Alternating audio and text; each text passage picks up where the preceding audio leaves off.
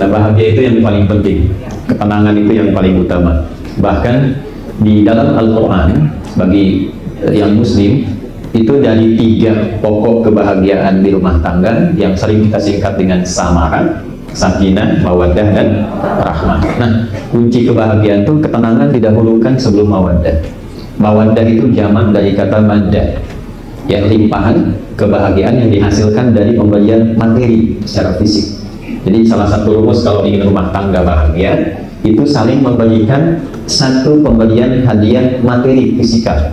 Itu yang sering juga menimbulkan rasa cinta yang bertambah. Misal kalau istri sedang ulang tahun, bapak boleh kasih hadiah misalnya kesukaannya. Ya, mama, masya Allah selamat milad, apain emas 2 kilo. Itu rasa cinta bertambah, Pak. Ya. Suami saat milad dimasakin kue kesukaannya misalnya, itu mawaddah. Tapi harta bertambah pun sebanyak apapun itu tidak mendatangkan kebahagiaan yang sejati kalau tidak ada ketenangan. Itulah sakinah. Itulah sebabnya kenapa sakinah didahulukan sebelum mawaddah. Ya, jadi sekaya apapun, sebanyak apapun harta, kalau rumah tangga tidak tenang, tidak membahagiakan. Ya, coba deh ibu pilih ya. Kaya tapi gelisah atau miskin tapi tenang, pilih. Nggak ada pilihan ketiga. Saya tahu pengen senang dan kaya. Baik, nah itu kuncinya. Baik, hari ini saya juga baru tahu judulnya saat saya duduk. Saya melihat kenali dan waspada musuh hatimu. Ya, baru tahu tadi pembahasan. Tapi ini menjadi penting karena menjadi bagian salah satu unsur pokok dari tugas BPK itu sendiri. Di Undang-Undang Nomor 15 Tahun 2006, di situ ada 19 bab Romawi, 40 pasal. Ditandatangan oleh Pak SBY 30 Oktober 2006 di gampang ya. Di bab yang keempat di pasal 13 itu ada 11 pasal tentang pengangkatan dan pemberhentian anggota BPK A sampai dengan K. Nah, dari 1 warga negara Indonesia, 2 beriman dan bertakwa pada Tuhan Yang Maha Esa, sampai yang ke-11 nanti tidak sedang pilot. Jaga awas tuh. Nah, di poin nomor 2 itulah korelasinya dengan materi yang kita bangun saat ini. Dalam rangka nanti mewujudkan cita-cita negara kesatuan Republik Indonesia yang adil dan makmur. Pondasi pertama di pasal menimbang poin A sampai dengan D, nanti di poin A-nya tugas pokok BPK. Turunan dari fungsinya adalah judul dari pembahasan pagi ini untuk kita semua. Ya, kenali, tak kenal maka tak. Jangan langsung sayang aja Bu, ya. Ta'aruf, ya. Kan kenal itu tidak harus sayang. Ya, ibu kenal suami tetangga kan tidak harus langsung sayang, bahaya. Ya, ta'aruf, kenali. Jadi kita akan buka dengan cepat untuk sampai kepada hati. Kita mesti bedah dulu tentang anatomi keadaan diri kita. Kalau tentang fisik yaitu ranahnya nanti ada di biologi dan turunannya. Tapi sekarang kita ingin tahu dulu tentang diri kita sampai ketemu hati. Dari hati itu nanti tahu unsurnya, dari unsur bagaimana mewaspadai.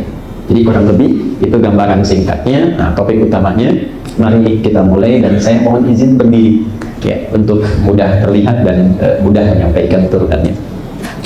Baik, para ibu sekalian dan bapak yang tergabung, ini mohon izin terlihat.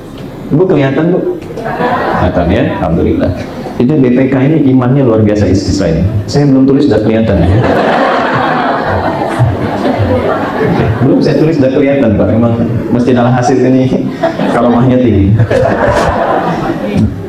Kita tulis dulu, saya cek sebentar ya. Bismillah. Manusia.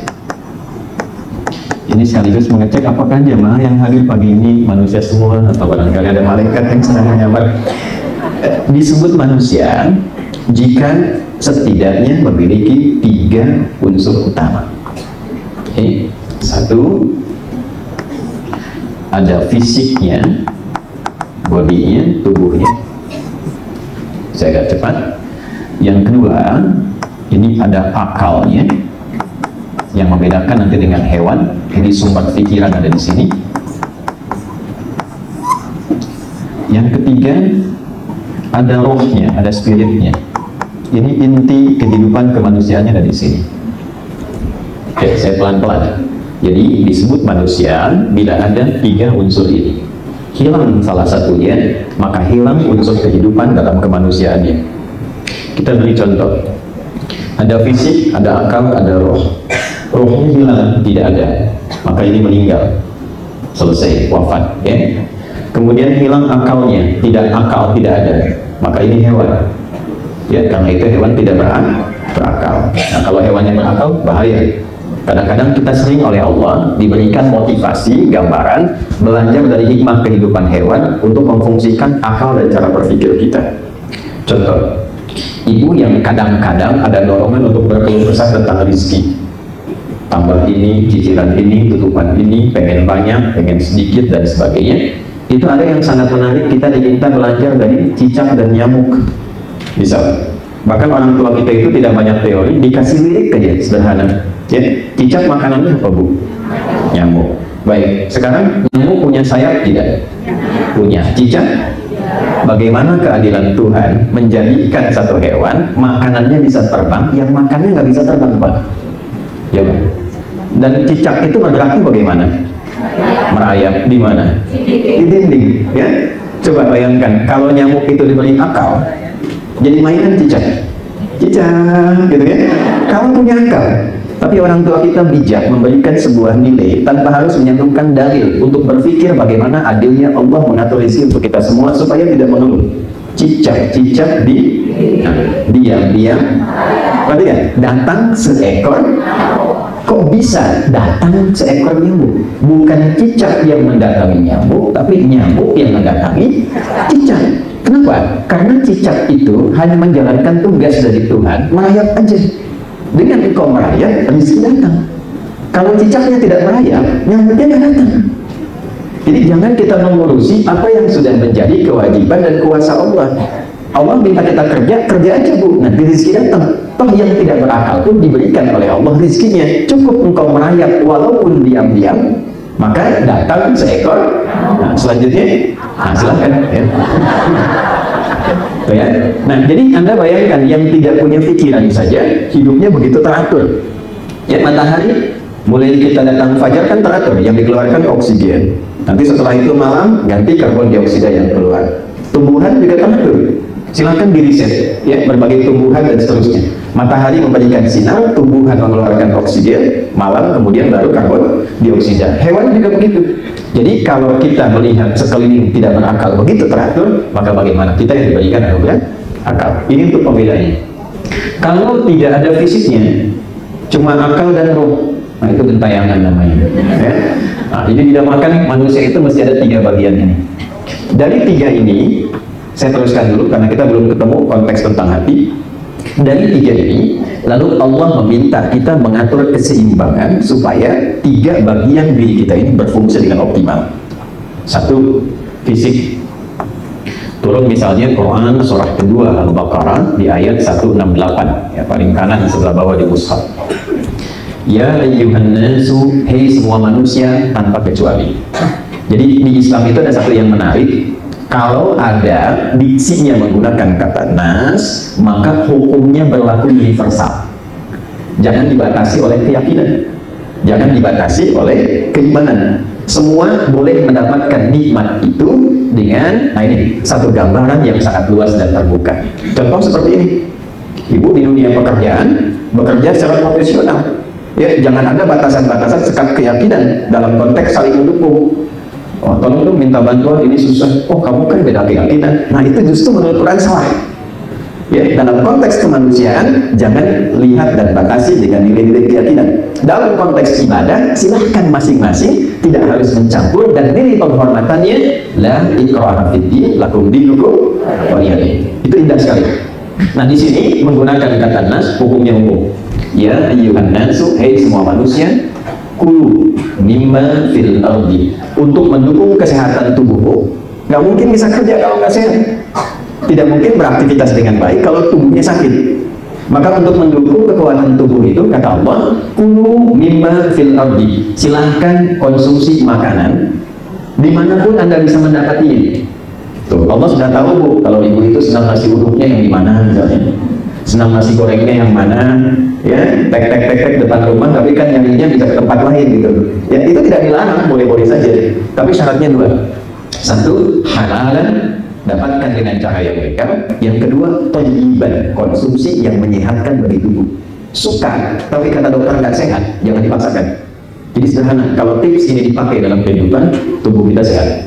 Secara singkatnya, tubuh, fisik, butuh nutrisi. 2 ke sini. Akal juga sama.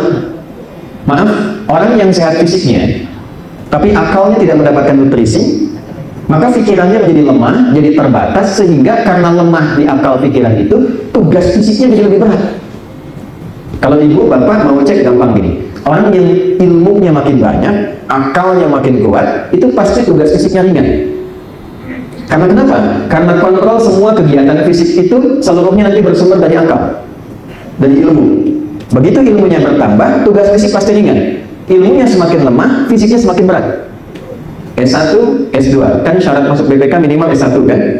Kalau tambah S2, S3, salary-nya beda nggak? Beda. Ruangan kerjanya sama nggak? Tidak, bisa berbeda.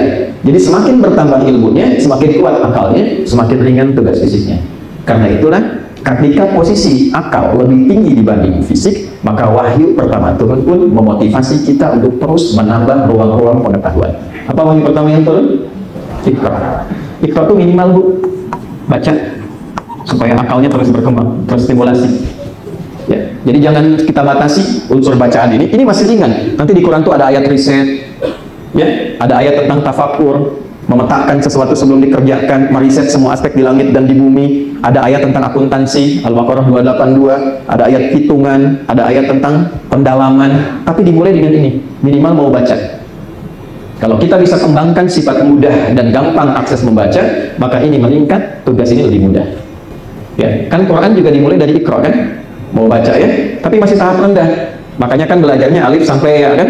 A fatah a fa fatah fa lam doma u lu apa lu gitu kan? Setelah itu baru mengkaji. Dan nah sekarang ini intinya. Saya simpan dulu yang ini. Sekarang kita ke sini. Tuh. Ini unsur kehidupannya. Sejenius-jeniusnya orang, rohnya tidak ada, ya tidak hidup. Harus ada ini. Ini ada nutrisi. Ini juga ada nutrisinya berupa pengetahuan, ilmu. Ini unsur kehidupan yang paling penting. Tentu juga membutuhkan nutrisi. Ada tempatnya, ada keadaannya. Kalau ini bagian tubuh kita teramati secara fisikal, kalau ini nampak di pikiran yang kita ketahui ada di kepala kita, kalau yang ini tempatnya di bagian hati kita, bahasa Arabnya disebut dengan qalbu, nanti kita terangkan. Dan dia juga butuh nutrisi. Inilah yang sering kita sebut dengan agama. Ringkasnya ada di ibadah. Semua unsur perintah, semua unsur larangan, sumbernya dari sini bu. Pak. Kalau akal tidak memerintahkan. Maaf, sedikit fokus, ini agak dalam sedikit kajiannya, agak ilmiah. Fisik ini bagian terluar untuk mengeksekusi tugas fisikal. Baik ya, mata melihat, lisan bicara, kaki melangkah, tangan bergerak. Pertanyaannya, atas perintah siapa mata melihat? Atas perintah siapa lisan bicara? Kok bisa keluar perintah katakan yang baik? Kok bisa juga keluar perintah katakan yang buruk? Nah, semua perintah yang dikerjakan oleh bagian tubuh kita ini sumbernya dari sini bu, bukan dari sini. Kalau ini itu hanya mengkonstruksikan, menata semua perintah dari sini supaya keluar sepersekian detik secepat apapun dari bagian tubuh dan fisik kita. Jadi fungsi akal itu tidak memberi perintah, dia hanya mengkonstruksikan, menata supaya perintah itu mudah dan cepat dilakukan. Itu perintahnya. Jadi ketika dari kolbu, dari hati memerintahkan, disaring di akal, ditembuskan ke bagian fisik kita. Kuasa Tuhan, Allah Subhanahu wa Ta'ala, menjadikan itu sepersekian detik cepat keluar. Makanya sifat akal itu netral. Ya, kan sekarang sering ada campaign akal sehat ya. Akal sehat itu gampang, yang penting belajar yang benar.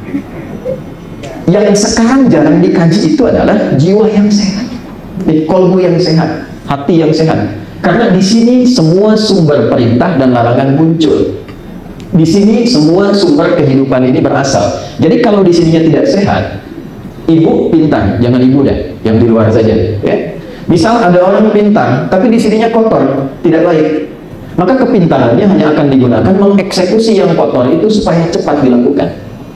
Tapi kalau isinya di sini baik, maka semua yang keluar dari isi hati ini ditembuskan ke akal supaya cepat dikatakan atau dilakukan oleh bagian fisik kita. Paham sih? Halo? Maaf ya bu ya, agak ilmiah sedikit, agak serius sedikit. Nah kalau sudah paham ini, baru kita sampai ke hati. Membahas di sini, baru masuk kepada temanya. Jadi saya ingin kita paham dulu, kalau lisan itu ada yang bicaranya kurang bagus, ya, yang tanggung jawab itu ada di sini. Ya. Jadi kalau ibu dengan suami di rumah atau di pekerjaan ingin nyaman, kan jarang ada yang mengatakan, misal mohon maaf ya, mohon maaf sekali, sumber semua perasaan itu kan bukan di pikiran, ya, semuanya di sini. Gak enak hati, saya belum pernah dengar ada orang bilang gak enak akal. Lu saya gelisah, kenapa? Gak enak akal. Semua dari sini sumbernya. Ya, kalau yang muslim bisa didapatkan di hadis Nabi di Al-Arba'in nomor hadis yang ke-6, dicantumkan oleh Imam Nawawi. Ya, kemudian disampaikan dari Nabi SAW. Perhatikan kalimatnya, ala inna fil jasadi mudghah. Semuanya, kata Nabi, perhatikan dan ketahuilah, dalam tubuh kita itu ada satu bagian. Hati-hati. Idza sholahat sholahal jasadu kullu. Kalau bagus itu, maka akan berpengaruh pada semua bagian tubuh ikut bagus. Wa idza fasadat fasadal jasadu kullu. Kalau itu jelek, maka berpengaruh jelek ke semua bagian tubuh. Ala wahyal qalbu. Ya, dan itulah qalbu. Diterjemahkan oleh Ahmad Dhani, ada satu bagian, kan, dalam diri kita, ya. Setelah dia tepat di, nah, maka ia akan jadi milikmu untuk selamanya, ya. Nah, ini hati. Apapun itu. Ayo kita mulai. Kita turunkan. Ini saya mohon izin, saya hapus dulu. Ini saya baru berinteraksi dengan alat ini. Jadi kalau pakai manual saya hapus kanan boleh ya. Nah, bismillah. Nggak apa-apa. Saya sudah biasa datang sendiri, kan, tulis sendiri, hapus sendiri, biasa. Anda tinggal ikut, lihat, nulis, nyatet, pulang masuk surga. Ya, masuk surga tidak cukup dengan amin. Kita belajar dulu. Ya, sekarang kita belajar konstruksinya ya. Ini saya bulat aja deh. Gini ya. Disebut qalbu. Nanti saya terangkan kenapa disebut dengan qalbu. Karena terambil dari bahasa Arab. Ya. Pelan-pelan. Sudah terlihat ya. Ini hati, qalbu. Ini inti kehidupan kita. Tidak terlihat dalam diri kita. Yang dimaksud hati ini bukan organ hati secara fisik, bukan. Tapi ada yang dinamai dalam diri kita, disebutnya qalbu, tak nampak secara kasat mata. Tapi di situ roh, spirit hidup kita ada. Nah, di dalamnya, dalam qalbu ini ada satu bagian lagi. Di dalam ini ada inti qalbu, namanya nafas. Nafas. Dan di sini diserap ke dalam bahasa Indonesia menjadi nafas. Ya. Makanya seseorang punya tanda kehidupan ketika dia bernafas. Jelas di sini? Baik ya. Nah, ini nafas, inilah inti hidup kita ada di nafas, tempatnya di dalam qalbu. Di nafas ini nanti ada dua bagian. Ya, ada dua bagian. Saya turunkan Quran dulu, surah ke-91 ayat Muslim ayat 7 sampai 10 ya. Wa nafsi wa ma sawwaha fa'alhamaha fujuraha wa taqwaha. Di sini di nafas ada dua bagian. Satu, kutub positif namanya takwa. Ini unsur kebaikannya. Yang kedua, lawan dari takwa namanya fujur. Asalnya ini, atau sering kita sebut dengan nafsu. Nanti saya uraikan kenapa disebut nafsu. Ini bukan ilmu takatik ya, tapi nanti ada referensi yang bisa kita gali. Di dalam nafas ada takwa, unsur positif, kubu positif ini. Kemudian ada fujur, lawannya, yang sering disebut dengan sifat negatif. Nih, pelan-pelan. Takwa ini kumpulan atau akumulasi dari semua sifat-sifat kebaikan.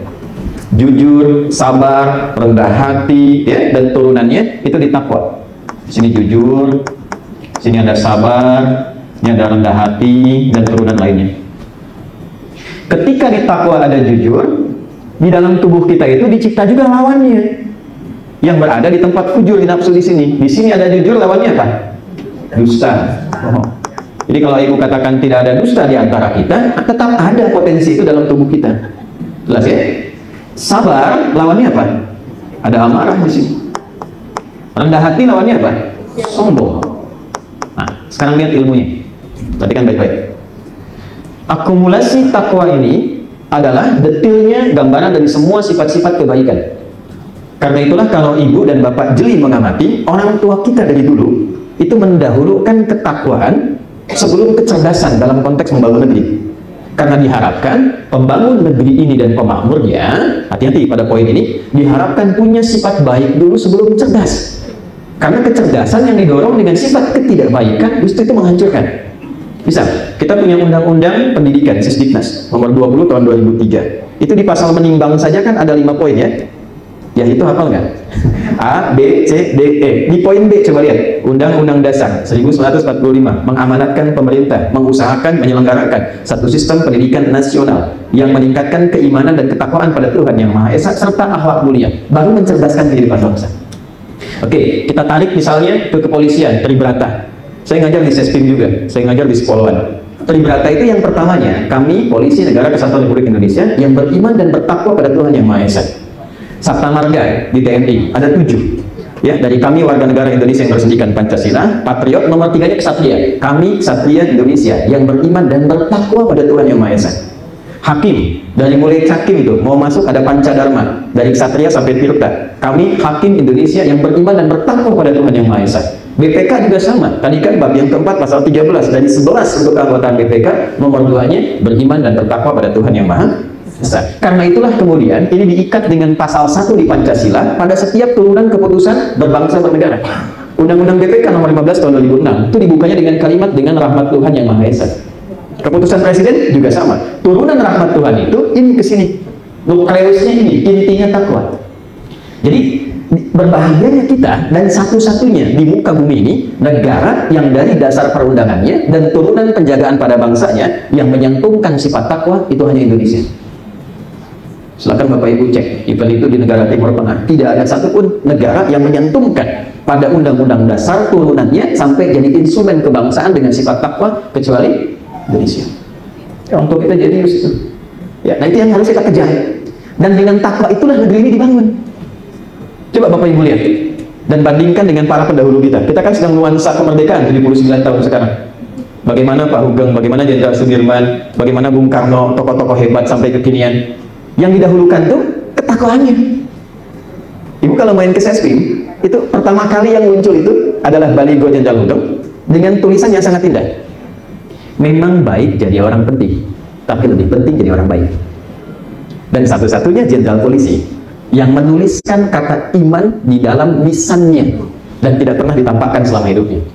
Kan namanya Bapak Hugeng Iman Sentosa kan? Tapi nggak pernah dimunculkan Iman Sentosanya selama hidup, Hugeng aja. Begitu beliau meninggal dunia, sebelum meninggal itu dituliskan di lisannya, pada hari ini telah aku buktikan pada Allah Tuhan Yang Maha Esa bahwa imanku betul-betul sentosa. Ini poinnya. Ini sendinya. Tapi untuk mendukung ke arah ini, termasuk nanti di rumah tangga, di kehidupan sosial, mesti ada ini. Tuh. Karena tidak mungkin orang itu jujur kalau tidak diciptakan dusta. Tidak mungkin bisa sabar kalau tidak ada amarah. Jadi cara melihatnya begini, marah itu diciptakan bukan ingin menjadikan kita pemalah, bukan. Tapi supaya menjadi katalis agar sifat baiknya yang sabar muncul. Sebab kalau nggak ada amarah, nggak mungkin tiba-tiba ibu bisa sabar. Coba deh ibu nyoman, ya yang online sekarang nih. Bapak pulang ke rumah misalnya, hadir ya. Tiba-tiba ketika datang ke rumah, ibu bilang, sabar ya Pak, sabar. Gitu, nggak ada angin, nggak ada hujan. Pasti bapak tanya, mama sehat? Pasti ada pemicunya. Ya, karena itulah Allah menyampaikan, fa'alhamaha fujuraha wa taqwaha. Qad aflaha man. Nah, sekarang selalu ada kata gini, manajemen kolbu, manajemen kolbu. Yang paling gampang tuh gini, manajemen kolbu dalam Quran. Yang paling gampang kita memahami bahwa nafsu fujur itu diciptakan bukan ingin menjadikan diri kita larut dalam masalah, tapi untuk menjadi katalis supaya takwanya muncul. Prakteknya, setiap menemukan sifat buruk dalam kehidupan, itu tanda dari Tuhan supaya kita cepat mengeluarkan lawan yang baik. Itu dulu. Jadi kalau suami pulang ke rumah dalam keadaan marah, ibu jangan marah dulu. Karena marah dititipkan pada suami supaya melatih kesabaran diri ibu itu muncul. Karena ke depan itu ada masalah lebih tinggi yang ibu harus atasi dengan kesabaran ekstra. Kalau tidak dilatih sekarang, nanti semakin tidak kuat di depan. Ya, jadi bukan ingin menjadikan suami seorang pemarah. Dilawannya bagaimana? Papa pulang ke rumah sedang marah, terima dulu. Alhamdulillah. Kok mama bilang alhamdulillah? Kesabaran Pak. Marah dititipkan pada papa supaya mama bisa meningkatkan kesabaran. Cepat cari lawannya. Suami datang marah, ibu nanya, enggak, emang kamu? Nggak nyambung. Lawan. Papa pulang ke rumah, menemukan istri cemberut. Lawan cemberut apa? Si cemberut, mama kayaknya kenal deh, ini iPhone terbaru, aku pasti harmoni. Lupa lihat tuh langsung. Ya. Tapi kalau dilawan dengan satu cemberut yang satu marah, ya perang dunia ketiga selesai semua. Maaf ya, ini memang secara teoritis mudah disampaikan, prakteknya tidak semudah mengatakan. Karena itu juga sama, Ustadz juga sama. Itulah sebabnya Ustadz kalau bahas materi ini jarang bawa istrinya. Ini live kan? Baik, ini satu. Ini ya, qad aflaha man zakkaha. Hidup seseorang itu akan cenderung bahagia dan nyaman kalau bisa menyucikan hatinya. Ibu kalau nyuci, buang pakaiannya atau buang kotorannya? Dibuang kotoran supaya apa? Bersih pakaiannya. Jadi kotoran diciptakan bukan ingin membuat pakaian ibu kotor, bukan. Filosofinya supaya muncul bersihnya. Sebab kalau tidak ada yang kotor, ibu nggak kenal bersih. Jadi bukan buang pakaiannya. Itu poinnya. Sama ini juga begitu. Nafsu diciptakan bukan ingin meningkatkan sifat buruk, tapi supaya baiknya muncul. Jelas di sini? Oke. Kalau sudah jelas, mari kita ambil prakteknya satu persatu dengan turunan-turunannya. Sudah. Saya hapus yang di sini. Nggak apa-apa, ini bersih tangan saya. Nggak, saya nggak geser supaya ini nggak hilang. Sudah. Bismillah. Fokus Bu, baik-baik. Kan kita belum ketemu ini. Ini baru kenali, waspadakan belum? Ya. Saya turunkan lagi ya, sini. Ini hati. Apa tadi namanya hati? Kolbu. Apa artinya kolbu? Hati. Artinya hati, kolbu ya. Oke. Kolbu itu asal katanya dari kolubah, yang terbolak-balik, yang selalu bikin gak tenang. Kenapa? Karena di dalam kolbu ini tadi ada pertentangan, pergulatan antara takwa dengan nafsu. Jadi selalu membuat suasana hati kita itu tidak normal, tidak tenang. Karena selalu ada pilihan. Ibu bangun tidur aja kan pilihannya bisa banyak. Apakah langsung ke kamar mandi? Apakah lihat status di WA, bukan? Atau ingin kemudian ngecek yang lain? Kan pikiran banyak kan? Nah, yang menentukan gejolaknya di sini. Tapi yang memberikan pengaruh siapa dan bagaimana cara mengambil keputusannya? Nah, inilah yang penting untuk kita uraikan pada saat ini. Bagian pertama secara internal sudah kita bahas. Kalau sudah menemukan mood yang tidak enak, tidak baik, cepat cari lawannya yang baik. Itu cara mudah mengatasinya. Ya, kalau dalam bahasa agamanya husnudzan. Ambil perangkat yang baiknya untuk menutup yang jeleknya. Itu semakin mendamaikan hati itu lebih tenang. Itu poin utamanya. Ya, jadi kalau ada tetangga lewat tidak nyapa, hati-hati. Yang ibu harus waspadai, jangan sampai yang ini dominan keluar. Sombong dia tuh nggak nyapa gitu kan? Nah kan, kemarin aja dia begitu, saya yang ini kan, nah, itu nggak selesai. Cepat cari lawannya. Oh, dia tidak nyapa, lawannya nyapa. Kita yang panggil, jangan apa kabar? Maaf gak kelihatan, saya buru-buru, ini anak terjatuh. Oh, ternyata sebab itu menjadikan dia lewat tidak nyapa. Jelas? Ya, cepat cari lawan yang lebih mudah. Ini poin secara internal. Saya turunkan ke bawah, mohon izin dengan cepat. Di dalam kolbu ada apa tadi? Ada nafas. Saya cepat. Di dalam nafas ada takwa, sifat baik. Di sini ada lawannya fujur atau yang kita kenal dengan nafsu. Tenang Bu ya. Sekarang kita ke bagian yang paling penting yang jarang dibahas.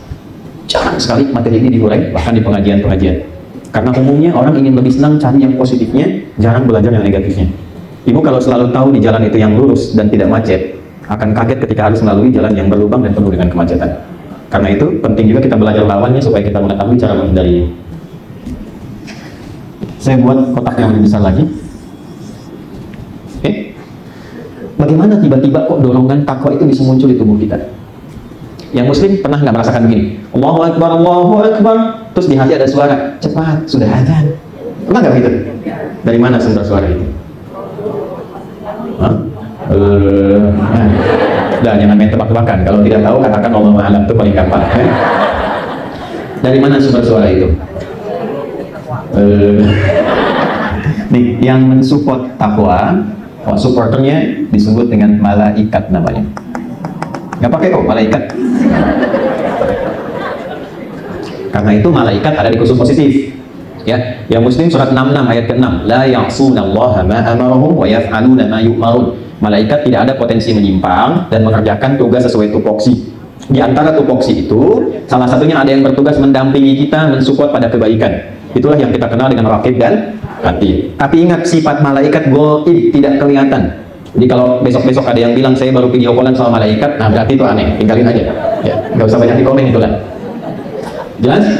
Baik ya, sebab di negara kita itu luar biasa, semua ada. Ya, keberagamannya terlalu tinggi. Ya, pengakuan nabi ada. Kemarin bahkan ada yang nabi baru tuh di wilayah Purwakarta ke sana itu. Ya, tapi itu kata Nabi Muhammad tidak aneh. La nabiyya ba'di, nggak akan ada nabi setelah saya. Maksudnya apa? Kalau ada yang ngaku-ngaku, ya saya nabi misalnya, berarti kalimat nabi benar. Akan ada yang mengaku, kalau sudah mengaku abaikan saja. Yang aneh itu setiap ada yang ngaku, ada pengikutnya. Itu poinnya. Ya, dulu ada yang ngaku nabi, pelatih bulu tangkis, terus ditangkap sama polisi kita. Tanya, kenapa anda ngaku nabi? Saya ke Bogor pak, dapat wahyu. Kita ke Bogor dapat balas dia wahyu. Ada yang paling rekor tertinggi ngaku malaikat. Ya, ada dulu sempat aku malaikat dan mau mendaratkan malaikat Jibril di Monas katanya. Nah, dan ditangkap sama polisi kita tuh. Polisi jangan ada teroris, malaikat tangkap tuh. Ya. Ini disebutkan 88 kali dalam Al-Quran. Fokus. Tapi setelah adanya selesai dalam hadis, fa idza tuwiba fa'ada. Begitu la ilaha illallah, pernah nggak ada begini? Tenang, baru adzan, belum amat. Nah, tuh lihat tuh. Ada pas itu ya? Ada. Tuh, itu semua. Oh ya, nah ini poinnya. Kan kita gimana bisa waspada tentang keadaan di hati kalau nggak kenal. Jadi yang mensupport pada kebaikan saat menghadapi masalah rumah tangga, kan selalu ada yang bilang, tenang, dia dititipkan kepada kamu supaya engkau bersikap yang baik dan menyempurnakan kekurangannya. Tapi sisi lain, masa aja sih harus sikap begitu? Emang nggak bisa bersikap yang lain? Nah itu siapa? Nah, itulah setan. Setan di dalam Al-Quran juga disebutkan sebanyak 88 kali. Jadi memang tidak berhenti sepanjang kita hidup, malaikat memberikan support, setan memprovok. Jadi provokator hati itu ya setan. Sepanjang manusianya hidup, ya setan juga berdinas. Ya, makanya yang tidak digoda setan itu yang sudah meninggal. Ini kurang kerjaan setan menggoda orang meninggal. Udah. Jadi kalau ibu nggak pengen digoda setan ya silakan. Ini pasti ini. Semua apapun, ibu di sini pun pasti merasakan dalam hatinya beda-beda. Yang satu nyata, yang dua bilang dalam hatinya, Ustaz kapan selesai ya? Saya juga banyak kerjaan. Itu selalu ada itu. Ya, selalu dalam keadaan apapun akan selalu ada dua dorongan. Dorongan kebaikan, dorongan keburukan. Nah, yang kita sekarang bahas karena topiknya mewaspadai, kan nggak mungkin mewaspadai malaikat. Ya, Allahu Akbar. Ayo sudah ada waspada nih, waspada. Nggak mungkin. Yang kita waspadai pasti sisi yang negatif yang ini. Ya. Nah, problemnya saat ini kebanyakan bahkan di muslim sering menghafal yang positifnya saja, yang ini jarang dikaji. Malaikat ibu hafal ada berapa jumlahnya yang kita kenali? 10, bahkan ada liriknya Jibril, Mikail, Israfil sampai ke ribuan. Setan pernah nggak dihafalkan? Kan? Surga belajar kan sampai tahu pengen ke surga Firdaus, tapi neraka nggak pernah dikaji. Coba saya tanya, surga berapa pintunya? 8, neraka berapa? 7. Udah pernah dikaji belum? Bagaimana bisa menghindarinya? Itu yang dikomen oleh sahabat Ali bin Abi Thalib. Banyak orang pengen ke surga tapi tidak memahami dan mengerjakan amalan surgawi. Banyak orang pengen terhindar dari neraka tapi tidak sedikit perbuatannya mencerminkan ahli neraka. Ya, nah kalau ada fikih malaikat tidak salah pagi ini kita belajar fikih setan. Fikih itu maksudnya paham, mengerti. Kita belajar sampai paham setan itu siapa, dari mana munculnya. Tidak usah tahu wujudnya karena nggak tertarik juga saya. Yang penting fungsinya apa. Supaya saat ibu merasakan suasana tertentu yang tidak baik, ibu ngerti, oh ini setan ini yang sedang berperan. Dan cara mewaspadainya bagaimana? Itu poin yang kita turunkan di kesempatan kali ini. Dipahami ibu ya? Baik ya? Baik. Nah, jadi ini baru kita mulai yang tadi pendahuluan mengantarkan ke sini. Yuk kita turunkan dulu siapa setan, wa ma adraka ma setan. Kemudian bagaimana cara kerjanya dan seperti apa gambaran-gambarannya. Bismillah. Di sini saya tidak geser ya, untuk, supaya saat ini pindah ke sini nyambung. Saat di sini ditulis, ini nyambung. Bismillah. Kita belajar dari transmisi sanadnya dulu, runtutan orang yang pernah belajarnya seperti ini. Nah, ada yang menarik di Islam itu, ilmu itu kalau bisa ditelusuri sampai ke pokok-pokok penyalurnya, supaya argumentasinya kuat. Sahabat Nabi yang senang belajar seperti ini namanya Hudzaifah al-Yamani. Hudzaifah itu orang pintar, cerdas, jenius, dan kita bisa lacak biografinya itu ada sampai sekarang. Jadi kalau orang belajar, maaf, surga, beliau tanya Nabi tentang neraka. Orang tanya malaikat, beliau tanya tentang setan. Sahabat risih, kamu kenapa sih beda sendiri? Kata Hudzaifah, kalau orang selalu belajar tentang surga, tidak tahu neraka, maka tidak tahu cara menghindari perbuatan yang dirumuskan ke neraka. Kalau orang belajar tentang banyak malaikat, tidak pernah tahu setan, maka dia akan sulit mewaspadainya. Jadi sangat pembelajaran kita menyambung ke salah satu unsur sahabat tentang keterangan ini. Baik, siapa setan? Ada yang tahu? Boleh angkat tangan. Kita mulai dengan 5 juta. Serius? Ya. 10 juta umroh, waktu habis udah. Waktu habis. Setan. Kita turunkan ke sini pakai bahasa Arab dulu. Ini kan dari bahasa Arab, syaitan. Ya. Tahan ya Bu, Pak, pelan-pelan. Setan itu dari bahasa Arab, syaitan. Syaitan itu akar katanya dari kata syaitan, gini. Ya. Saya mohon maaf sebesar-besarnya, saya tuliskan dengan rinci nama-nama ini supaya nanti ibu dan bapak bisa waspadai. Pesan dari Nabi, kalau namanya ada kemiripan apalagi sama, cepat ganti ya. Jadi kita turunkan satu-satu nih. Syaitan. Syaitan itu artinya yang menjauhkan dari semua nilai kebaikan. Oke, ada dua arti, yang menjauhkan dari semua nilai kebaikan atau yang terlempar ya dari kebaikan. Menjauhkan dari kebaikan atau terlempar dari kebaikan. Makanya sering kita katakan a'udzubillahi minasyaitonir rajim, itu yang dilempari. Kenapa? Karena dia selalu mengarahkan kepada yang buruk, ngajak kepada yang buruk, terjauh dari yang baik, mengajak kepada yang buruk. Jelas ya? Itu kata kerjanya syaitan. Kalau melekat kepada sifat yang suka menjauhkan orang dari nilai-nilai kebaikan kepada yang buruk, maka berubah dari kata syaitan, kata kerja, menjadi kata benda. Kata bendanya syaitan. Jelas? Nah, jadi syaitan itu asalnya kata sifat yang melekat kepada satu objek yang senangnya menjauhkan dari yang baik kepada yang buruk. Ya, karena itu nanti syaitan bentuknya bisa umum dalam Al-Quran. Karena kata netralnya dalam bahasa Arab punya sifat yang satu saja, setiap menjauhkan dari yang baik kepada yang buruk. Jadi kalau satu kali suami ibu ngajak kepada yang buruk, maka suami ibu sedang menjadi bukan saya yang bilang sedang menjadi tidak normal, karena seharusnya ya ia mengarahkan pada yang baik-baik. Ini yang terlempar. Jadi kalau sifat Tuhan Rahim dengan rahmat Tuhan yang Maha Esa, sifat syaitan Rajim pakai titik, Rahim dan Rajim ya, terlempar dari yang baik atau menjauh dari yang baik. Yuk kita pelan-pelan. Yang Muslim buka Quran surah ke-18 ayat 50 Al-Kahf. Quran surah 18 Al-Kahf ayat 50. Ini kita baca tiap hari Jumat selain Yasin. Yasin malamnya, paginya Al-Kahf. Ya, sayangnya Al-Kahfi atau Al-Kahf ini kebiasaan yang kurang mungkin harus ditingkatkan ya Pak, Bu. Diusahakan kalau ngaji sudah lancar, pelajari artinya. Lalu pahami hikmahnya. Misal, di Al-Kahfi itu kan ada 4 kisah viral. 4 kisah viral ini sebetulnya itu gambaran hikmah kehidupan yang akan selalu kita alami dalam hidup. Dalam era apapun. Ya, dalam era apapun. Nah, di antara kisah-kisah viral ini nanti ada pemuda-pemuda yang mempertahankan keimanannya. Ya, ada yang kedua tentang kisah orang sukses dengan orang sederhana yang dialog, yang kesuksesannya dibanggakan. Artinya apa? Orang sukses itu cenderung menghadirkan kebanggaan akan kesuksesannya. Dan di balik kebanggaan itu kadang melahirkan sikap yang kurang baik. Ya.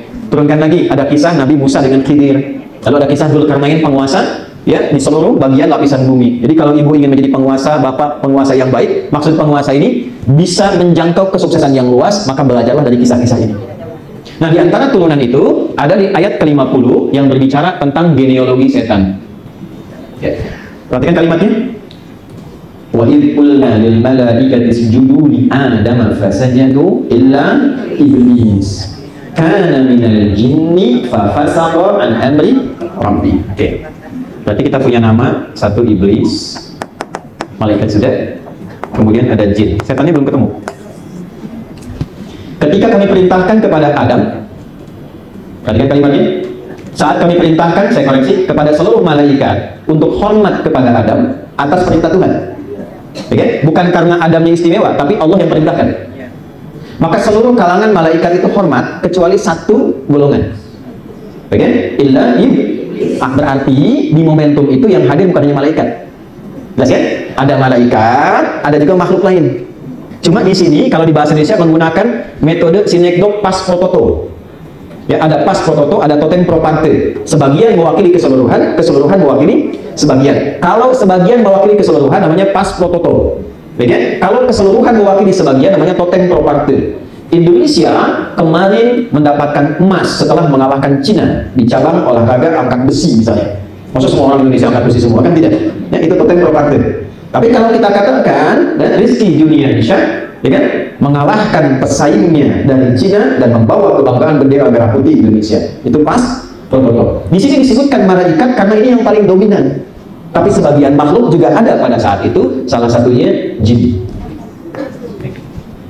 Pelan-pelan ya. Salah satunya apa? Jin. Nanti kita bahas apa itu jin. Illa iblis yang gak hormat kepada Adam atas perintah Allah, itu cuma iblis.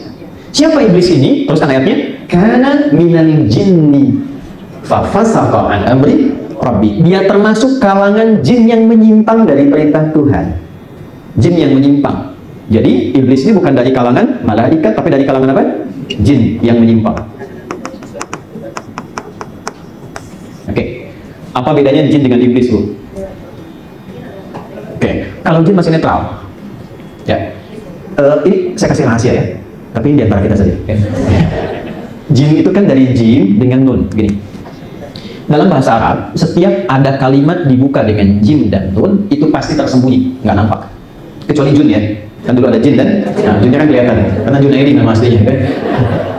Jin, semua kata kalimat yang dibuka dengan huruf jin dan nun pasti nggak nampak. Contoh, di dalam rahim ada janin, jin dan nun. Kenapa disebut janin? Karena tak tampak secara kasat mata. Surga, apa bahasa Arabnya? Kenapa disebut jannah? Karena tak tampak sekarang dalam pandangan kita. Jin, kenapa disebut jin? Karena memang sifatnya tak nampak, tersembunyi. Lawannya ins. Ya, ma'syaral jinni wal ins. Wa ma khalaqtul jinna wal ins. Ins itu manusia. Jin disebut jin, manusia disebut ins. Pasangan ini disebutkan 18 kali dalam Al-Quran. Kenapa disebutkan bersama bergandengan? Untuk menunjukkan sifat yang paradoks dari keduanya.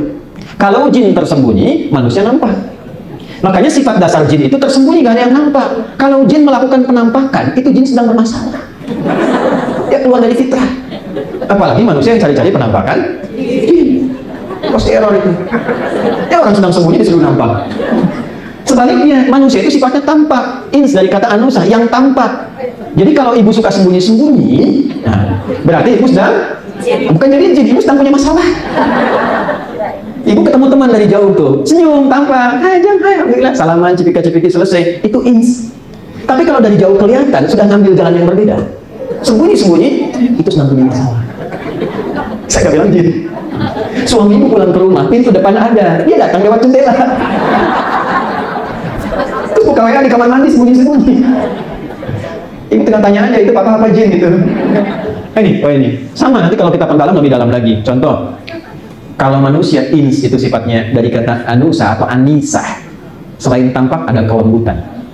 Lawannya jin kasar. Makanya jin gak ada yang lembut, Pak. Gak ada orang kemasukan jin jadi lembut tuh kan. Permisi Ibu Ketua, saya mau ikut pengajian sedang kemasukan jin. Pasti mulutnya mengacau, tindakannya mengacau. Tapi manusia tidak. Manusia itu tetangnya lembut, harmoni, baik. Cukup menjadi manusia. Kita tidak bicara akidah dulu, cukup menjadi manusia. Itu dari lahirnya saking lembutnya semua orang senang. Dari rahim perempuan manapun pengen gendong, pengen timang, pengen nyanju. Pertanyaan besarnya kata Quran, kenapa setelah tumbuh, berkembang dan dewasa kok jadi berubah? Hilang kelembutan itu.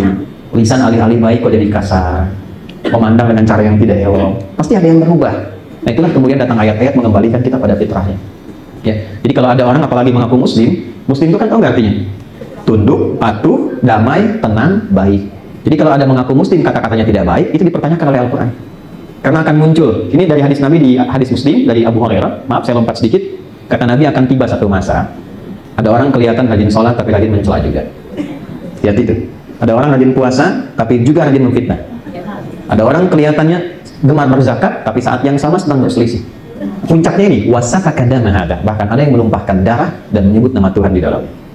Ya, hati-hati kalau ada yang begitu, waspada Pak ya, ketua DKM tuh yang begitu jangan dikasih akses masuk ya. Yang begitu tuh, tiba-tiba ini kafir, ini begini, tembak ini, bom ini, itu Nabi sudah ingatkan jauh-jauh hari. Kalau terjadi demikian, sholat dan mencela, itu tuh khadu hadza min hasanati, ini bunyi hadisnya, wa hadza min hasanati. Kalau ada orang sholat dan mencela orang lain, itu pahala sholatnya langsung dipindahkan kepada yang dicela itu. Ya, itu poinnya tuh. Nah, kurang lebih. Nanti saya buka sisi boleh ya, supaya nyambung dulu. Makanya hati-hati, dan itu kalau disebutkan terjadi. Ya, makanya dulu waktu saya ngajar di Lampung, saya baru sampai dari Lampung juga tadi jam 1 sampai setengah 2 malam. Ya, dan kita kesini. Dulu waktu ada kejadian bom di Jalan Tamrin itu, 2 gitu. Dan kita berharap berdoa jangan pernah terjadi seperti itu lagi ya. Itu di Lampung langsung ada pertanyaan, Ustaz, apakah bom di jalan Tamrin termasuk jihad fisabilillah? Saya bilang tegas mengatakan gini, Mas, sependek pengetahuan saya, jihad fisabilillah itu jihad di jalan Allah, bukan di jalan Tamrin. Apa ini? Ada jin itu. Dan yang dulu sini ya. Ini iblis asalnya dari jin yang menyimpang. Fa fasaqa an amri Rabbi. Harusnya dia mengerjakan taat pada perintah, jin hormat ikut. Dia nggak mau hormat. Nanti rincian ini ada di Quran surah 7 ayat 12 sampai 13. Dikonfirmasi oleh Allah. Allah itu gampang, maha tahu segalanya. Cuma supaya langsung keluar di lisannya jin ini, sehingga dia tidak punya potensi ngeles. Makanya kadang hakim kan sudah punya bukti tuh, ya kan? Tapi dimunculkan dalam lisan itu supaya keluar. Nah, Tuhan maha mengetahui dimunculkan di lisan jin ini supaya terdengar oleh malaikat dan sekitarnya. Qala ma mana'aka alla tasjuda id amartu. Quran surah 7 ayat 12. Hei, kenapa engkau tidak mau sujud ketika aku perintahkan? Jadi yang penting bukan Adamnya. Yang penting aku perintahkan, kenapa kamu gak ikutin? Gitu. Apa kata jin ini pada saat itu? Ana khairum minhu. Saya lebih hebat dibanding dia. Khalaqtani min narin wa khalaqtahu min tin. Kau ciptakan aku dari api, kau ciptakan dia dari tanah. Tidak layak, tidak level, yang tinggi harus hormat pada yang rendah. Nah, perhatikan baik-baik. Ketika yang baik tertutupi oleh yang buruk, bahasa Arabnya disebut dengan iblis namanya. Dari kata balasan. Baik ya? Yang baik tertutup oleh yang buruk. Sebaliknya, kalau yang buruk ditutup oleh yang baik, itu disebut dengan libas namanya. Libas disebut dengan pakaian. Kenapa ibu pakaiannya, bapak disebut dengan libas? Karena ada aurat yang buruk untuk tampak. Supaya tidak tampak, kita tutup. Sesuatu yang menutup dari yang buruk sehingga tampil baik disebut libas. Walibasut taqwa dzalikal khair. Tapi yang baik ditutup oleh yang buruk disebut dengan balasa, makhluk yang disebut dengan iblis. Jadi pengetahuan pertama, kenapa iblis disebut dengan iblis? Karena kebaikan-kebaikan yang selama ini telah ditendun saat dia berada di alam malaikat itu hilang karena satu kesombongannya saja. Tertutup. Iblis. Kenapa nama sifat yang dimunculkan? Supaya waspada untuk kita semua. Kalau mau sombong, sudah ada iblis, Bu. Nggak usah ikutan, Pak. Dan resikonya tinggi. Terusir dari surga, terlempar, tercela sampai sekarang, terlaknat. Jadi percuma kalau mau sombong. Yang saingannya terlampau berat, iblis. Oke? Nah, iblis itu saat jadi iblis, itu buruk untuk dirinya sendiri. Belum menggoda. Jadi belum punya sifat menggoda. Diberilah kesempatan oleh Tuhan, oleh Allah dengan sifat Rahman Rahimnya untuk tobat. Tapi yang keluar apa? Saya ingin buktikan, ya Allah, kalau memang saya itu hebat. Maka apa pembuktiannya? Diteruskan detailnya di Quran surah Al-Baqarah, Quran surah 2, di ayat 34 sampai 35. Itulah sebabnya kenapa ayat 34 ini pembukanya mirip ya, serupa dengan Quran surah 18 ayat 50. Di sini wa idh qulna lil malaikat, di sini wa idh qulna lil malaikat. Wa idh qulna lil malaikati isjudu li Adam fasajadu, ya, perhatikan, illa iblis aba wastakbar. Dia enggak mau sujud karena sombong. Lalu dia katakan pada Tuhan, engkau kan akan masukkan Adam ini ke surga. Maka beri aku kesempatan untuk membuktikan aku ini hebat. Aku akan goda dia supaya menyimpang dari perintahmu. Nah, ketika dia mengatakan akan menggoda Adam, berarti kan menjauhkan dia dari kebaikan menuju keburukan. Maka dirubahlah oleh Tuhan nama sifatnya dari iblis menjadi syaitan. Perhatikan ayat 36-nya di Al-Baqarah, fa'azallahumas syaitan. Ayat 34 masih disebut iblis, ayat 35 Adam ketemu Hawa kemudian di surga, ayat 36-nya, mohon maaf, lihat kalimatnya, iblis dirubah namanya menjadi syaitan karena dia punya sifat baru, bukan hanya buruk bagi pribadinya, tapi juga menularkan keburukan itu bagi makhluk di sekitarnya. Fa'azallahumas syaitan. Baru ketemu setan. Ya? Apa kaitan dengan kita? Kita oleh Quran itu disebut anak cucu keturunan Adam. Namanya Bani Adam. 7 kali disebutkan dalam Al-Quran. Ketika Adam dan Hawa, ya, Adam dan Eva ditugaskan oleh Allah memulai kehidupan di bumi, maka iblis itu mulai mendeklar, ya Allah, beri aku kesempatan untuk terus membuktikan bahwa aku lebih hebat sampai hari kiamat.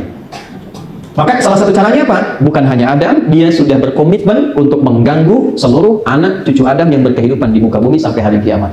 Dan dengan janji itulah kemudian kita merasakan gangguan-gangguan itu sampai dengan saat ini. Itu ada di Quran surah keempat, ya, An-Nisa, dari ayat 116 sampai dengan ayat 119. Quran surah 4, surat ibu-ibu. Ya, An-Nisa kan apa artinya? Bukan perempuan, bukan wanita, jangan maksa.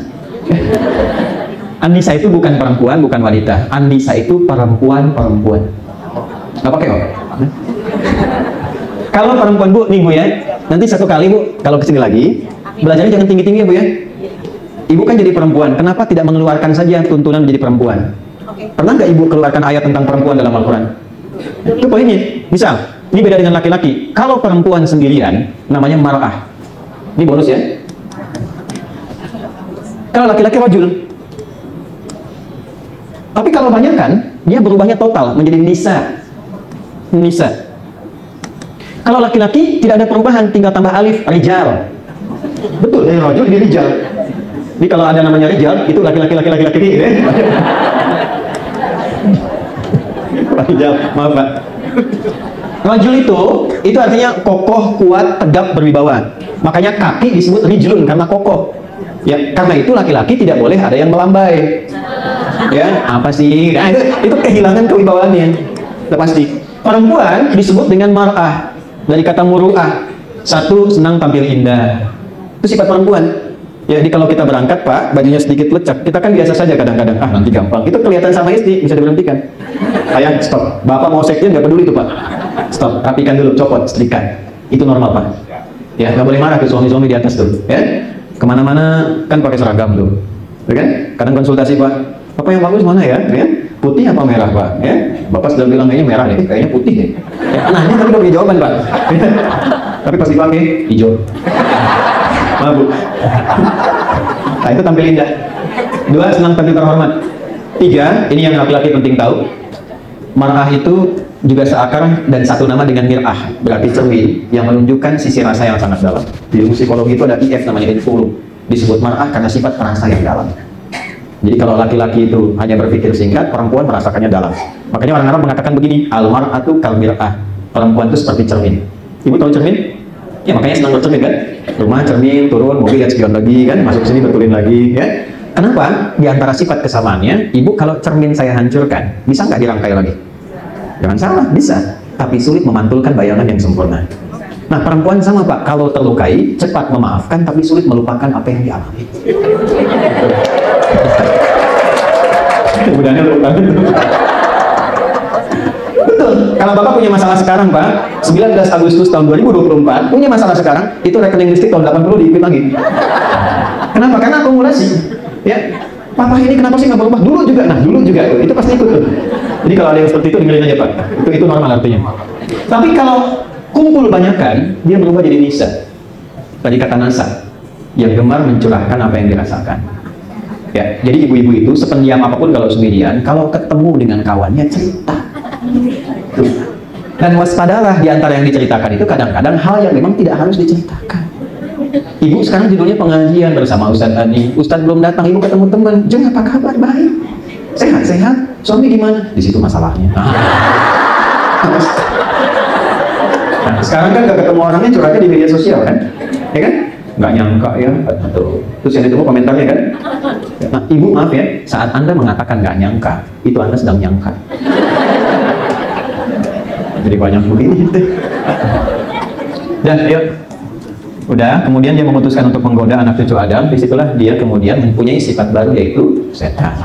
Nah, di antara sifat-sifat itu ada beberapa yang penting untuk kita turunkan. Ada 9 jenis setan. Saya ulangi, ada berapa jenis?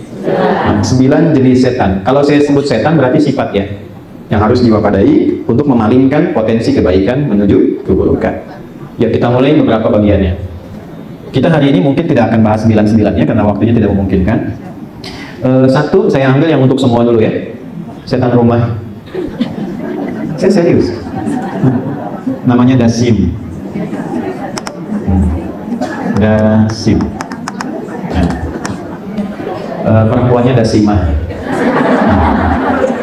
Kan tinggal tambah tak. Muslim laki-laki, perempuannya Mu'min, perempuannya So'im, perempuannya kan? Dasim, Dasimah. Awas yang kira-kira sama tuh namanya langsung aja ya, si catatan dulu ada naik Dasimah ya. Dan ini setan yang bertugas untuk merusak hubungan harmoni di rumah tangga ya. Ini rumah nih. Yang muslim ayatnya coba di Quran surah kedua di ayat yang ke-102. Ini agak panjang ayatnya, sebelah kiri paling atas.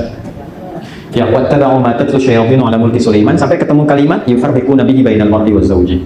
Ada turunan setan yang tugasnya memecah belah hubungan harmoni dari kehidupan rumah tangga. Bisa nanti antara suami dan istri, atau ayah ke anak, ibu ke anak, dan sebagainya. Nah ini nama setannya, ini sifatnya. Ya. Tugas dia ada dua. Satu, menanamkan rasa takut dan khawatir. Ini saya ada referensinya ya, dan ada turunannya. Bisa diriset juga. Jadi bukan informasi-informasi biasa begini yang kita kadang senyum, tertawa, tapi terjebak nanti baru tahu sendiri. Satu, menanamkan rasa takut dan khawatir ketika memasuki ruang-ruang yang kosong. Ya. Baik, khususnya nanti biasanya di malam hari. Ya. Ini yang menjadikan masuk satu ruangan kadang suka gelisah kan? Takut. Nah ini yang bertugas ini. Yang bertugas. Kan kenali dan waspadai. Ya. Ini sudah kenal, masuk ruangan, coba deh ibu. Biasa kan masuk dapur, masuk kamar mandi. Siang biasa kan? Kenapa kalau malam rasanya beda? Ya. Atau masuk sendirian, nggak sama kan rasanya? Padahal rumah sendiri. Bangun ibu yang desain, ibu yang minta sama arsitek, tapi yang gelisah ibu juga. Nah ini yang bertugas ini. Cara mewaspadainya, ya bagi yang muslim lihat baik-baik, ucapkan salam. Ini kata Nabi, ucapkan assalamualaikum. Maka ketika diucapkan assalamualaikum, setan ini akan berkata pada kawannya, kita tidak punya tempat menetap di sini. Oke? Tugas ibu hanya mengucapkan, nggak usah tunggu jawaban. Mau dijawab mau tidak itu bukan urusan ibu. Siap. Assalamualaikum, salam. Dijual besok rumahnya. Ya, udah ucapkan aja itu. Nah, kalau tidak diucapkan langsung masuk, maka setan berkata pada kawannya, kita punya tempat menetap di sini. Ya, saya ini ajarkan ke anak-anak kami bu di rumah. Ya, saya pilih redaksi dan diksi kami bukan kita, karena yang punya anak saya dan istri. Ya, anak saya dari sejak usia 3 tahun, namanya Muhammad Hamil Quran, sana 11 tahun, itu kami tanamkan, nak, hati-hati di ruang-ruang kosong di kamar ini ada setan dan namanya dasim. Kalau kakak mau usir itu, ya, katakan assalamualaikum, dia akan langsung pergi terbirit-birit. Itu langsung dipraktekkan Pak Sekjen. Langsung dia masuk ke kamar, dia katakan assalamualaikum dasim. Dia sebut namanya sekalian gitu. Alhamdulillah sampai hari ini di pemberian itu. Nah, kadang kita suka motivasi. Nah ini tugas satunya nih, menanamkan rasa takut, khawatir, gelisah. Cara mewaspadainya tadi ucapkan assalamualaikum. Dan oke, yang kedua, ini yang paling pokok harus diketahui, mencoba mengganggu sifat harmoni dalam keluarga, menghadirkan gangguan dalam kehidupan berkeluarga.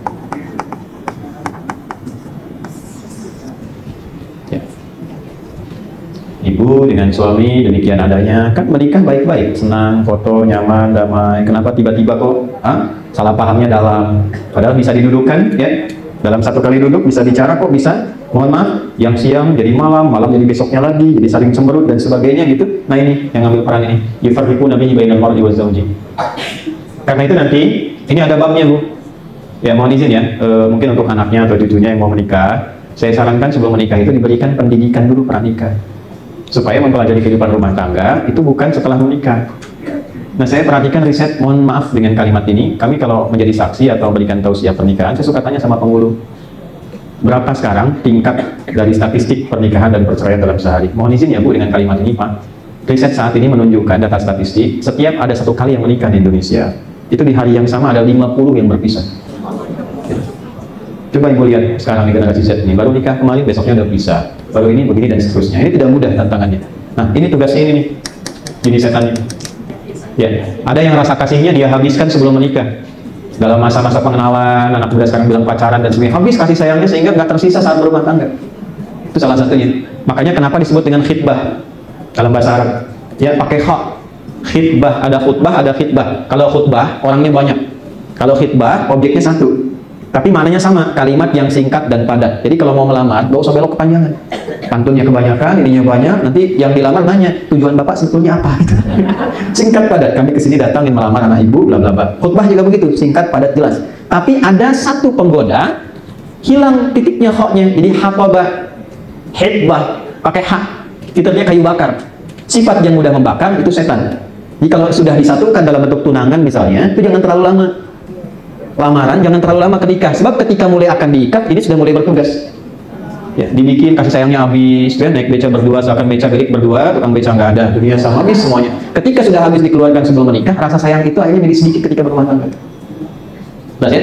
Nah, Nah ini saat masuk nanti ke dalam kehidupan rumah tangga, nanti ada ayat-ayat khusus cara mewaspadainya. Itulah yang tadi saya katakan. Kenapa nggak ibu turunkan misalnya ayat-ayat khusus jadi istri, perannya apa, tugasnya apa, kewaspadaannya apa, suami bagaimana, tugas pokoknya apa.